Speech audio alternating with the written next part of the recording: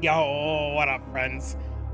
Well, 3 minutes. I'm super duper excited. I honestly, I can't wait. It feels a lot like Christmas. I think this is going to be a great reveal. I'm looking forward to a lot of things. I've spoken to a lot of you guys in the Discord. I've seen a lot of your predictions. I think a lot of predictions are really good. I think they'll change something with poison or temp chains. I feel that Crucible is probably going to be some sort of crafting league. I'm crossing my fingers, and I'm really hoping that they give us some sort of crafting mechanic where we can enhance our uniques or change up our rares or merge things together. Maybe not on the level of recombinators, but something that just opens the door to a whole new world of possibilities. And if it goes away at the end of the league, I'm super excited. And I'm fine with it because give me a league to play with something broken and powerful, and I'm super happy. But I'm really excited and I can't wait. I hope there's no major nerfs. I'm looking forward to all the new skill gems, and I'm hoping there's going to be something great that we can play. It's always so exciting to see new skill gems, and you hope to God they're always good, and you hope that one streamer doesn't break it ahead of time. You know who you are, so you don't break the skill gem. Don't do it so I can play the skill gem, please. But anyways, if you have predictions, or you have feelings, or you have understandings, or you have any kind of guesses about what you think is going to happen, leave a comment down below before the reaction even starts, before anything. Or if your prediction was fulfilled, or are you happy? Are you sad? What's going on? I know with me personally, Calandra League was really good for me. I think the Sanctum was just out of this world, and I have high hopes for what we're going to see in 1 minute and 15 seconds. And I'm excited. It feels like Christmas morning, man. And every day from here out until the league launches, it's just gonna be more and more awesome. And I'm watching everybody in my Discord like freak out, and everybody's like, they don't know what to do or what to say, and everybody's like all excited, and it's gonna be a good time, man. And if you want, feel free after this to come join us in the Discord. There will be a link in the description down below, or a little pop-up. I'll be live on Twitch. We'll be going over the patch notes tonight when I go live, and we'll start planning out our league starter. I think I'm probably going to do an artillery ballista or the totems. I'm still toyed between 50-50 unless something really great comes out of this. But I guess we'll find out in 30 seconds. I know, I'm so excited. Okay, I need to... Okay, I'm a little ridiculous, and I know I'm going to go back to edit this video, and I'm going to look at it and be like, man, I was silly. But I'm really excited, and I think it's going to be a really good time. So... here we go. Oh my God, 10 seconds. 6, 5, 4. Oh, I should lower my Discord so I don't get spoilers. 2. Oh my God. What's up? Hi, I'm Chris Wilson from Grinding Gear Games. Thanks for joining us for today's live stream as we unveil Path of Exile Crucible, which launches on April 7th on PC and Mac, and on April 12th on console. Twitch drops are enabled on today's live stream, so make sure the you wings follow look the really instructions good below in order to claim your Sphinx The wings wings. look really good. Speaking of live streams, this is our last dedicated Path of Exile 1 announcement stream for around 6 months. That's because our 3.22 expansion announcement will occur during the ExileCon livestream in late July. Set yourself a reminder to tune in, because we'll also be unveiling massive amounts of information about Path of Exile 2, including revealing the date that its beta will start. Okay, back to today's live stream. Here's what you can expect. We'll start with a trailer for Crucible, followed by a deep dive on the league itself. Then we'll cover this expansion's endgame improvements, including the introduction of Atlas gateways and revamps to both Breach and Abyss Oh leagues. no, passive tree changes, no! Including changes to the passive skill tree, no! masteries, an overhaul of the Saboteur and Pathfinder Ascendancy classes, 9 powerful new Val skills, and some of the new unique items you can build around. After that, we'll cover improvements to the Ruthless game mode and the League launch boss kill event, before diving into the new Supporter Pack series. The livestream will then conclude with a Q&A session Sabo changes, where we'll answer questions from Twitch chat. What the After the hell? livestream, we'll drop the full patch notes. Oh my God. Let's get started with the trailer for Path of Exile Crucible. Oh, I can't wait.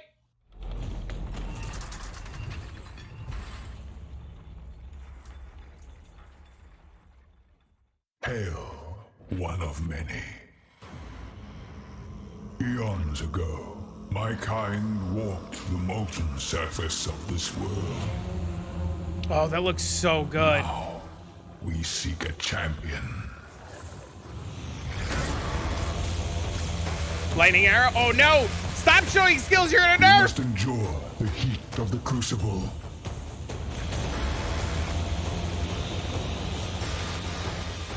forge weapons unlike any Raycast has ever seen. Oh, what? Can we? Oh my God, what is this? What is this? Take up the power of the Titans and bring obliteration.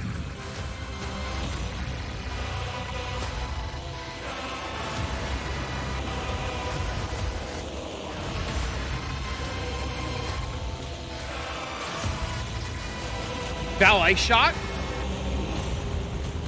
An abyss rework? A breach rework?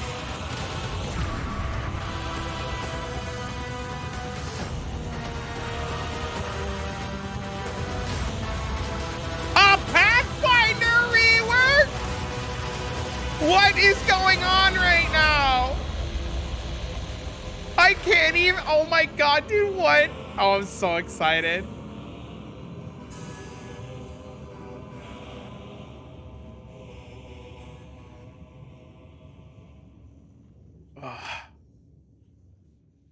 Wow.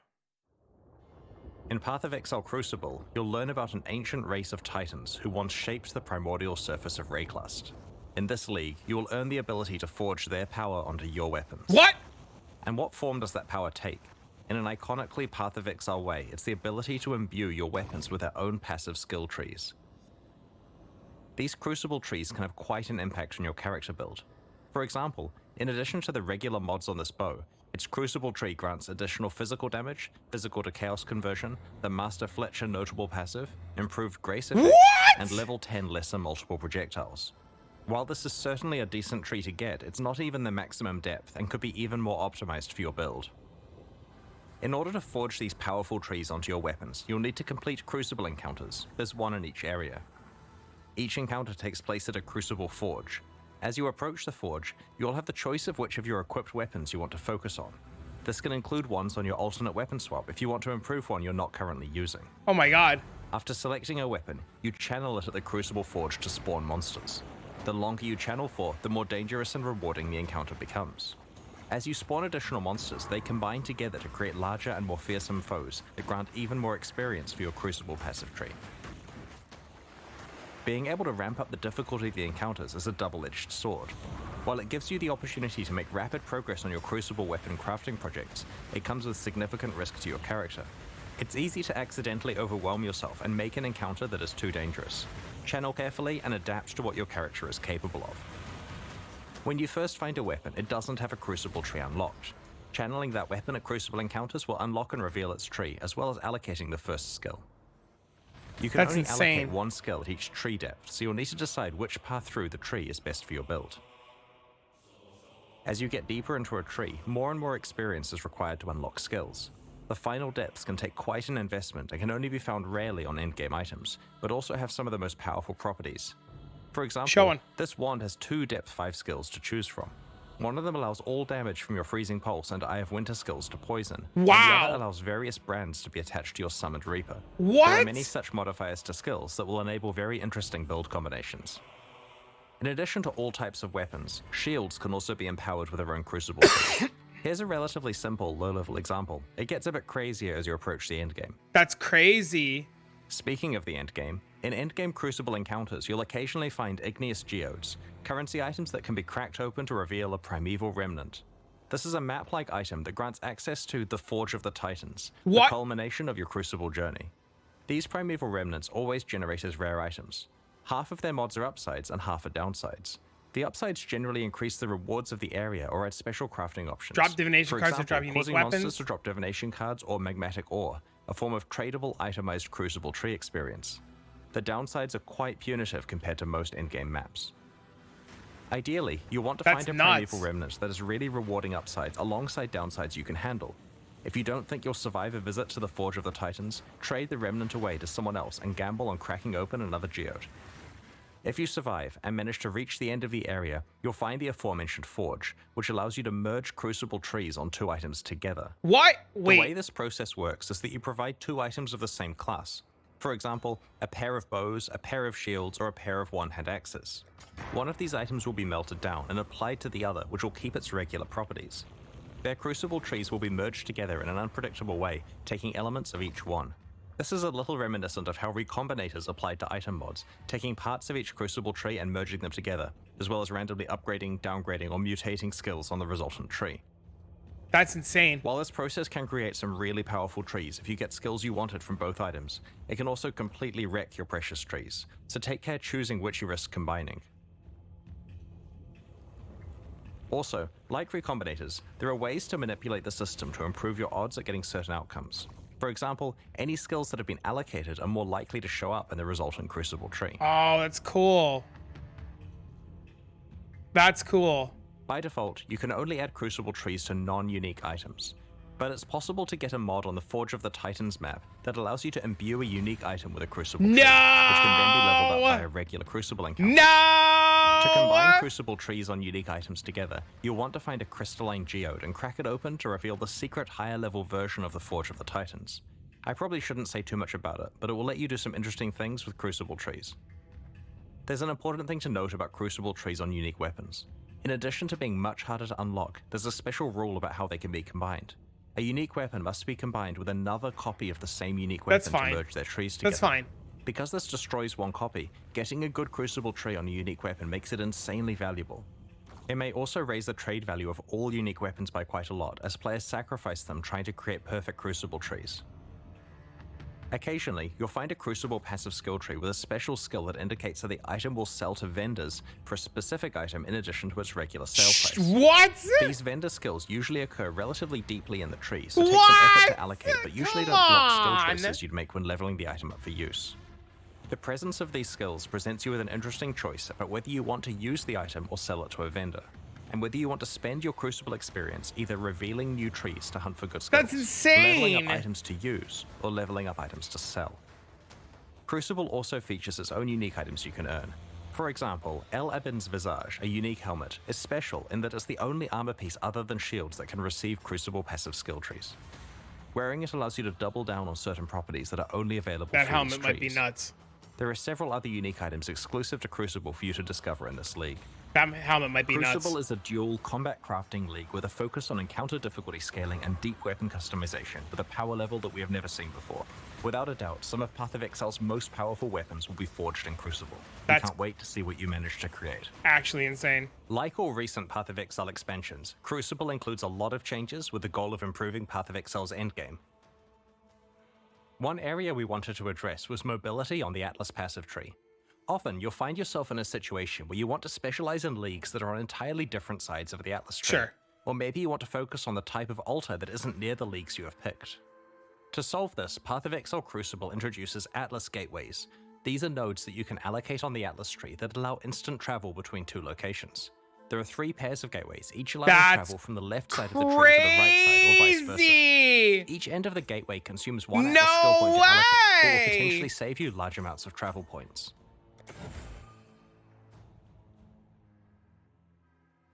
In this expansion, we're targeting a couple of endgame leagues that have fallen behind other leagues on the Atlas tree. Let's start with Breach. In the live version of Path of Exile, there are 5 tiers of Breachstone. Yes. In Path of Exile Crucible, we're raising the area levels of Breachstones to a much higher baseline level. 81 for elemental ones, 82 for physical, and 83 for chaos. Sure. Now that the regular Breachstones are much higher level, we have retired charged, enriched, and pure Breachstones. They will be converted to regular ones. We have also changed how flawless Breachstones are acquired.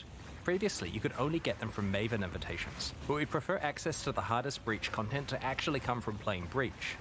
Now there are 2 ways to get flawless Breachstones, through blessings, which are now rarer as a result, and through a skill on the Atlas tree. Nice. Actually, I like that. We've That's also a good improved change. the pacing of Breach encounters. Previously, Breaches felt pretty good early on, but quickly tapered off in density to the point where you wanted to abandon the Breach because it just felt like not enough monsters were spawning. Our changes now keep Breaches feeling dense throughout, leaning more on the side of it feeling overwhelming towards the end of the Breach. We have also reduced the duration of Breaches so there is constant monster pressure and you can get on with your mapping sooner. There are a whole bunch of other Breach changes that you can read about in the patch notes. That's such cool. As What is changes that? to the Betrayal Research Safe House, Breach Scarabs, Breach Stones from Kirik missions, the Breach Harvest crafting option, the Fragment Stash tab, Divination cards, Breach unique items, Atlas passives, and so on. That's cool. We're also revamping Abyss. This in a I'm similar excited. way. I love Abyss. I love Abyssal Abyss. depths now always contain an Abyssal Lich. Previously, the prevailing gameplay was to check the No loading screen out of way! an Abyssal Depths to see if it contained a Lich, and bail out if it didn't. Now, the depths always contain a Lich, removing the need for this step. While the rate of encountering Abyssal Liches is unchanged, Abyssal Depths are rarer than before. However, Abysses now have a chance to spawn a Stygian Spire in place of their reward chest, which will drop all of the jewels and other items you'd normally receive, as well as a Stygian Vice. No way! In That's addition, you're huge. guaranteed to always get a 4-hole Abyss alongside your Abyssal Depths. Previously, Abyssal Depths could only spawn immediately after a single Abyssal hole, which prevented you from getting full value from the Abyss. The Lightless Legion notable passive has been replaced with a new skill which grants Stygian Spires in your maps drop items with +1 to item level. This is intended to allow players to continue to be able to obtain That's item awesome. level 86 Stygian Vices and other base types as a reward for specializing in Abyss. The small passives leading up to this notable passive have also been replaced. We've done a balanced pass on Abyssal Lich encounters to make them more appropriately difficult relative to the current standard of endgame encounters. Abyss uniques have had some balanced attention also, and the details are in the That's patch notes. great. Overall, these changes should ensure you can play a wider variety of leagues in the endgame, both through being able to access them more easily. Wait a and minute. because Breach and Dude, Abyss he now was feel playing far more Cyclone with modern and mana. competitive with other popular league content. A Is big there a goal of the mana change Crucible coming? expansion is to provide a lot of new ways to build characters and to breathe new life into older builds. To achieve this, we're doing two things. Firstly, we have created many more interesting options for one of Path of Exile's core build systems, the passive skill tree, by overhauling many of its masteries. Secondly, we have revamped 2 specific Ascendancy classes. Uh-oh. As we reviewed the masteries on Path of Exile's passive skill tree, we realized that a lot of the choices were rather bland and could be a lot more exciting. We went through the masteries one by one and tried to come up with as many interesting stats as we could, ignoring what was currently there. Once we had a short list of high-quality stats, we added in the existing ones that used to be on each mastery and picked the 6 best. All of the leftover What does ones that have been mean? saved for later or used in places like unique items. This process was performed on approximately half of the masteries on the tree, initially targeting the ones that needed the attention the most. Previously, some masteries only had 4 options, so we've tried to increase as many as possible to 6 options. We've also added a couple of new mastery types that we felt were missing. Yeah? Let's look at an example, the life mastery choices. You can see some of the interesting new options, such as the ability to manipulate your low life and full life thresholds, which allows you to more Ooh. effectively use the damage while on full life support gem and many unique items. That's cool. Getting a large increase to maximum life when you have no life on your body armor not only works really well with a whole lot of unique I items, like but also opens up new that. prefix composition options for rare body armors. Here you can see the armor and energy shield mastery has more options available than before. The other thing we focused on with this one is tying the mechanics together better. Instead of some being about armor and some being about energy shield, we've tried to make sure each really emphasizes having This is both armor and energy shield. crazy. On the Leech Mastery, we've combined the 3 increased life mana and energy shield recovery stats into one choice that affects all of them. The space we've freed up has been used to add some powerful new options, such as a portion of your leech applying instantly. 10% of leeches. That's crazy. The That's Spell really good. Suppression Mastery also has many interesting options. Your chance to suppress spell damage becoming lucky is extremely useful before you've optimized your gear and haven't Yep, reached 100% that's yet. huge. The third option rewards you for stacking more than 100% spell suppression, which previously had few benefits. Now it's something you can plan your itemization around. While looking at masteries, we noted that there were some mechanics that didn't have enough passive tree support, so we decided to add some more options and passive skill choices for those mechanics. We also wanted to grant more access to certain types of masteries in specific parts of the passive skill tree. For example, in order to allow more access to the attack mastery, we've added an attack cluster by the Templar and one between the Ranger and Shadow. We wanted to create more access to other forms of recovery such as regen and recoup, Okay. so we've added some new passive skill clusters. Tell me. Note that there is now a new mastery called Recovery. Where? We've also added more capacity for investment in certain mechanics that we felt could be improved, such as link skills, stun mitigation, and marks. That's These so mastery improvements and passive tree cool. changes are just some of the ones introduced in Path of Exile Crucible. We look forward to your feedback on the rest when you check out the passive skill tree next week. Oh, no! What While going through Ascendancy multi-shot? classes, we identified No 2 that way! needed work, the Saboteur and the Pathfinder.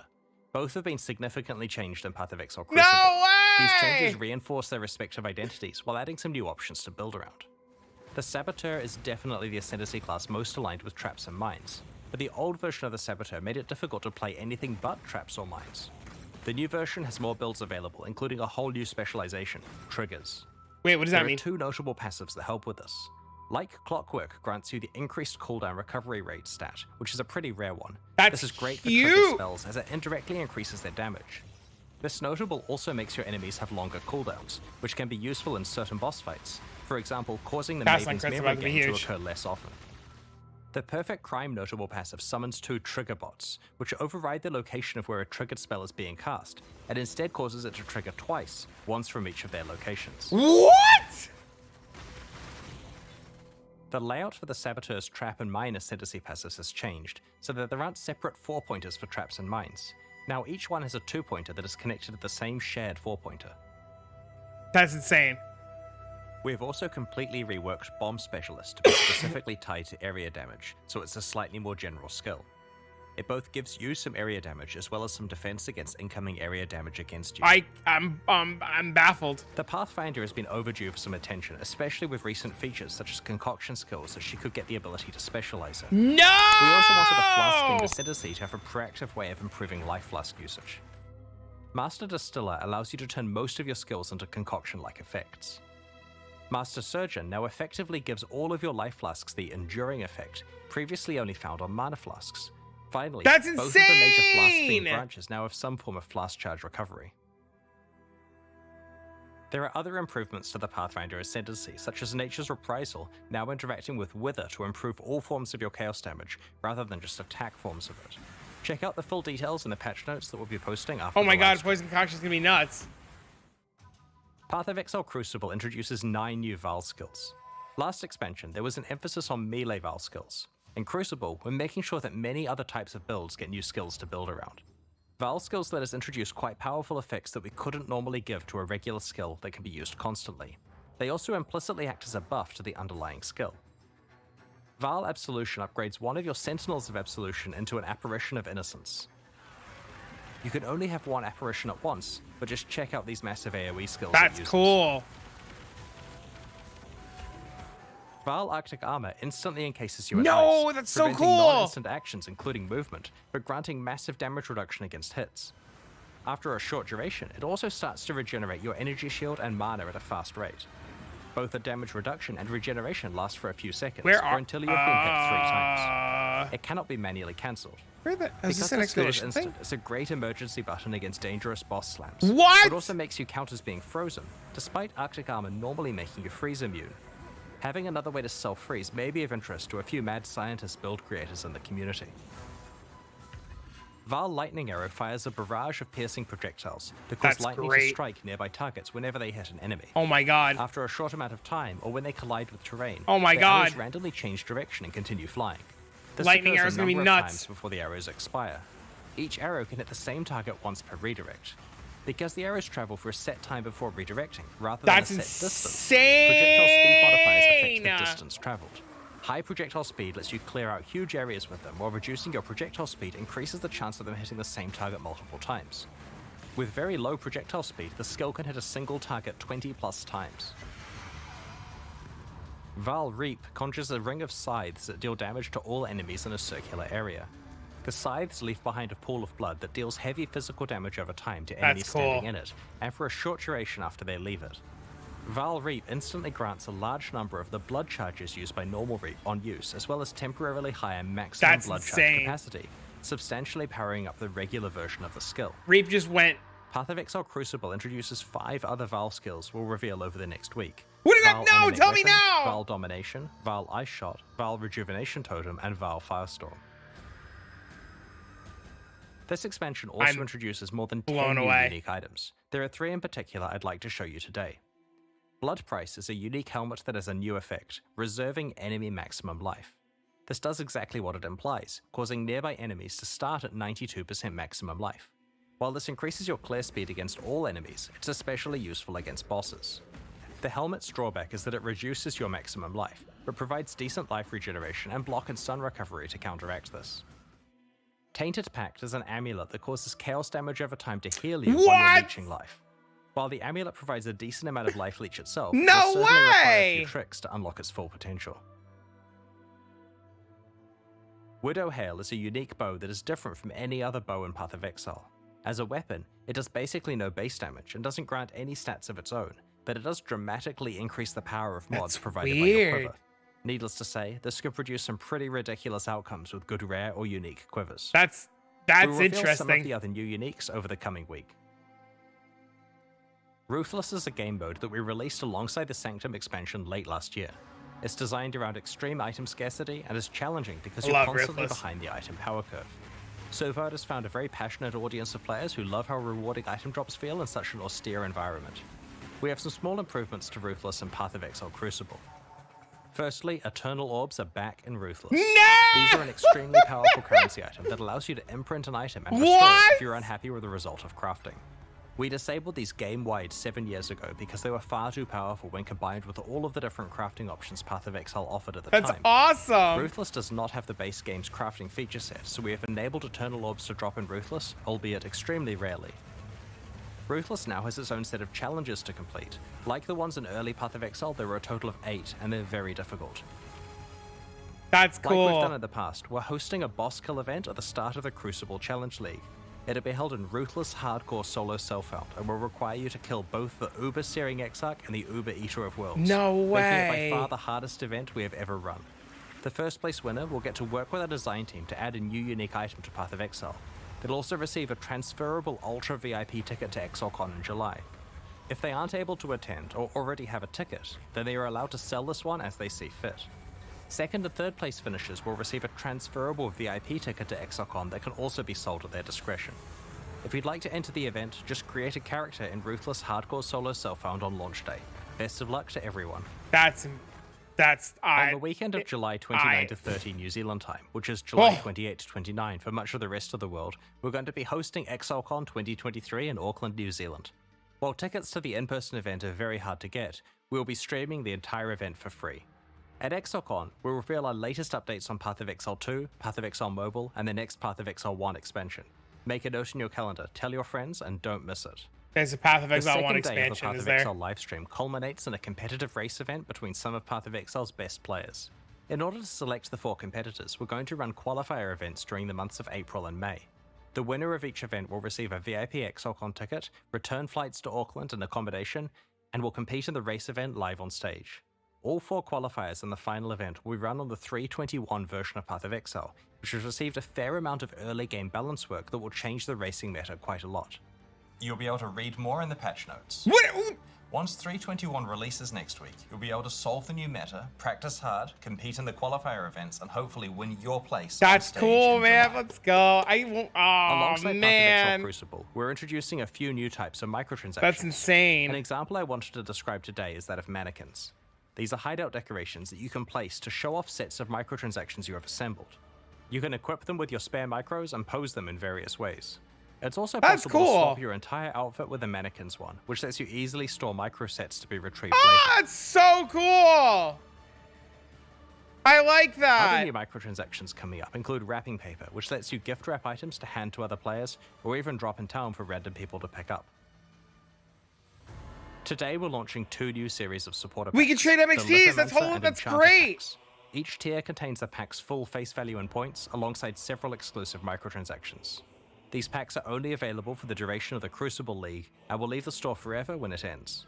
As always, the microtransactions in these packs are purely cosmetic and do not affect your That's character's power cool. or progression in any way. I think gifting's an awesome The thing. Lithomancer series of supporter packs contains 6 my God. exclusive microtransactions.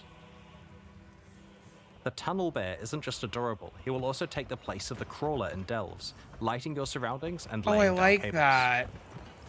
Apparently, this is what happens when your bear gets into a kilo of sulfite. Might explain what happened to Nico. The Ring of the Demon Slayer attempts to exorcise rare and unique demons when you hit them. The souls of defeated demons are banished to the depths below. I like that. I want that. The ancient stone of the Lithomancer's armor set crumbles when you take damage, revealing the crimson core inside. The stone reforms That's if you haven't really taken damage cool. recently. Oh, I like that. A sip from the ancestral granite flask causes a Karui ancestor to appear and surround you in protective wards. That's The ancestral portal encases you in That's molten really armor good. and travel through it. Hello, warrior. The summoned Karui ancestor rallies you to battle and honestly seems to have an unhealthy obsession with combat. Go forth and conquer. Ever want to practice running away from volatiles? The gunpowder foot attachment straps explosives to your legs, dispersing lit gunpowder behind you. Be careful, you can only outrun it for so long before it catches up. Oh, that's cool. The Enchanter Pack series also has 6 exclusive microtransactions. That's creepy. The Parrot of Exile pet parrots your exile. We'll just let it speak for itself. It would be wrong to do that here. Wrong. I need more mana. I like that. Drinking from the bottled storm Jade Flask encases you in a surging tornado, churning up the ground in your wake. That's cool. If you stand perfectly still while wearing the enchanted armor set, it will attract butterflies to flutter around you. Be careful not to disturb them. Sick of high-fiving giant purple appendages? The Ritualist's Breach Ring visually transforms breaches you find into occult summoning circles. Oh, no way. The Enchanter's Crafting Bench replaces the normal crafting bench in your hideout with a suite of tools fit for a master artisan. The various crafting stations burst into life as you use them. If you've ever wanted to remind your character who's really in charge, the Puppeteer's back attachment has you covered. It truly is the sinister presence pulling the strings. These new packs are available right now at pathofexile.com/purchase. Purchases like these directly fund the ongoing development of Path of Exile 1 and 2. Meanwhile, the Forge and Gemling packs leave the store forever at the launch of the Crucible League, so now's your last chance to purchase them. Thank you for your continued support. Those are really good. We're about to start the Q&A with Ziggy D. After that, we'll post the full patch notes for Path of Exile Crucible. As we approach release next week, our community team will post Crucible's challenges, information on how to update your item filters, more skill gem details, my and information on how to God. prepare for Crucible's Oh, launch. I'm so On release excited. weekend, we expect to launch the new Mystery Box and this season's Kerrick's Vault Pass, which can be purchased with points and has a new free track available. Thanks for joining the stream today and checking out Path of Exile Crucible. That's we can't wait to forge awesome. some powerful weapons with you next week. The Q&A will start shortly, so please get your questions ready. That's great. Oh, I'm really excited. Oh my God, dude, everything. I'm so. Whew. Patch notes later today when this is over. We'll go over the patch notes during stream. I don't know what they're going to change now in early acts. I don't know what the skill tree is going to look like. I'm still planning on doing some sort of bow skill for a start. Oh, I'm so excited. So excited. Oh, I can't wait. Did you guys like it? What'd you think? Did you enjoy the reveal? Are you excited? I'm excited. I can't wait. Now the hard part, waiting 7 days to be able to play it. Well, I'm gonna go get this out. I'm gonna go edit this. I'm gonna go get ready. I'm gonna wait. I'm gonna get the patch notes, and I'm gonna go live with you guys in a little bit to talk about the patch notes live on Twitch. There'll probably be a video that I pull up, put on YouTube for you guys, and then stay tuned because over the next couple of days I'll do a video about my league starter. I'm really looking at Grimrose Artillery Ballista. I think that one's really good. I'm also toying with the idea of totems. Depending on what the patch notes say, Poison Concoction's probably going to be like right up there as well. And I kind of have an idea of where I'm going to go already towards the league progressing, but I'll save that all for later. I hope you guys enjoyed this as much as I have. Don't forget to leave a like, comment, subscribe down below, and do all that wonderful jazz. Have a great afternoon, evening, good morning, good night. I'll see you guys in the streams. Bye, friends.